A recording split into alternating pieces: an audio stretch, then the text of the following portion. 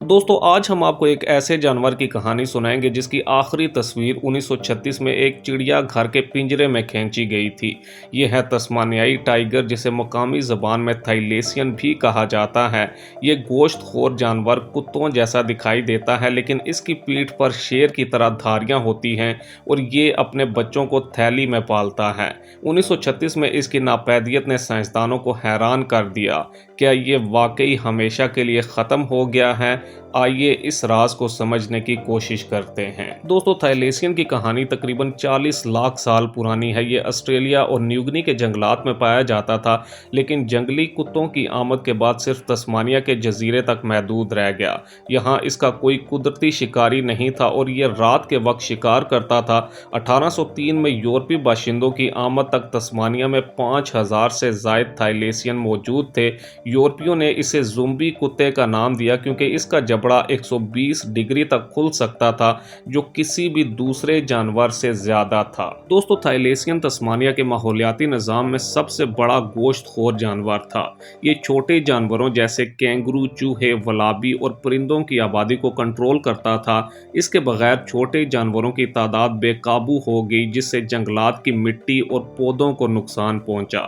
साइंसदानों का कहना है कि थाईलेसियन की नापैदियत ने तस्मानिया के नाजुक माहौलियाती तवाज़ुन को हमेशा के लिए बदल दिया है। दोस्तों, थाईलेसियन के खात्मे की 3 बड़ी वजूहात हैं। नंबर 1, सरकारी इनाम। 1888 से 1909 तक तस्मानिया की हुकूमत ने हर थाईलेसियन को मारने के लिए 1 पाउंड का इनाम रखा, क्योंकि किसान इसे भेड़ियों का कातिल समझते थे। इस दौर में 2184 जानवर मारे गए।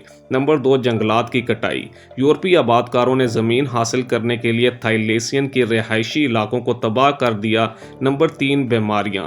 यूरोपीय कुत्तों के साथ आने वाली बीमारियां जैसे डिस्टेंपर ने इसकी आबादी को कमज़ोर कर दिया। दोस्तों, 7 सितंबर 1936 को होबार्ट चिड़ियाघर में कैद बेंजामिन नामी आखिरी थाईलेसियन की मौत हो गई।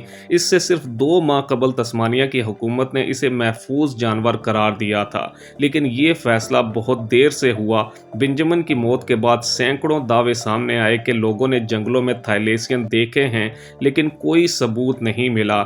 आज तक ये राज बना हुआ है कि क्या ये जानवर वाकई ख़त्म हो गया है या कहीं छुपा हुआ है। दोस्तों, थाईलेसियन के खात्मे के बाद तस्मानिया के जंगलात में टास्मेनियन डेविल जैसे छोटे गोश्तखोर जानवरों पर दबाव बढ़ गया है। साथ ही भेड़ियों के फॉर्म्स फैलने से जंगलात की कटाई में तेज़ी आई है।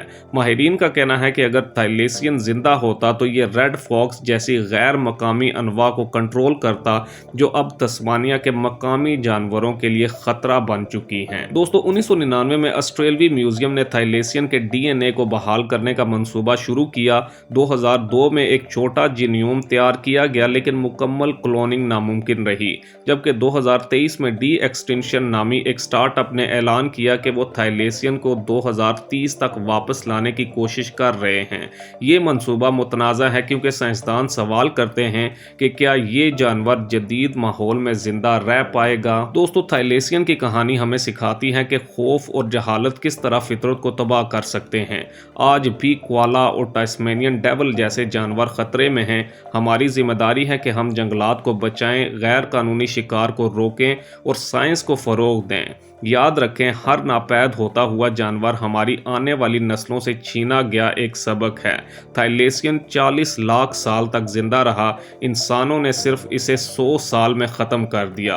क्या हम अपनी गलतियों से सीख पाएंगे? दोस्तों, अगर आपको ये वीडियो पसंद आई हो तो वीडियो को लाइक करें, चैनल को सब्सक्राइब करें और कमेंट सेक्शन में अपनी राय का इजहार ज़रूर करें। मज़ीद ऐसी ही पुरस्कार वीडियोज़ देखने के लिए हमारे साथ जुड़े रहें। अगली वीडियो तक के लिए अल्लाह हाफिज़।